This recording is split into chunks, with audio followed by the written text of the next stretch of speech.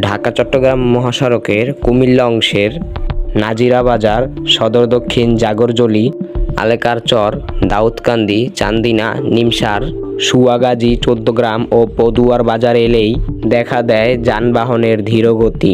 কখনো তৈরি হচ্ছে দীর্ঘ যানজট, ইউটার্ন আর উল্টো পথে আসা বাস, রিক্সা ও অটোরিকশার কারণে প্রতিটি মুহূর্তই যেন মৃত্যু থেকে বেঁচে থাকার চ্যালেঞ্জ।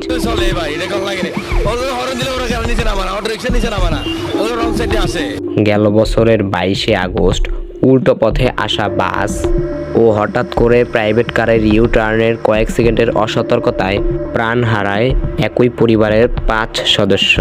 স্থানীয়রা বলছেন, ট্রাফিক ব্যবস্থা না থাকায় অনেক চালক সময় বাঁচাতে নিয়ম ভেঙেই উল্টো পথে চলাচল করছে। তার উপর অবাধে সিএনজি ও অটোরিকশা বিচরণে বাড়ছে দুর্ঘটনা। সচেতন নাগরিকরা বলছেন, জনসচেতনতা ও কঠোর ট্রাফিক ব্যবস্থাই পারে মহাসড়কে এই মৃত্যুর ঝুঁকি কমাতে। অন্যথায় ঈদযাত্রার বাড়তি চাপের মধ্যেই ঘটতে পারে বড় ধরনের দুর্ঘটনা।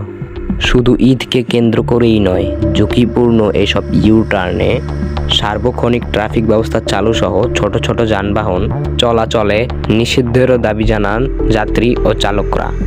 মেহেদী হাসান, নিউজ নিবন্ধ।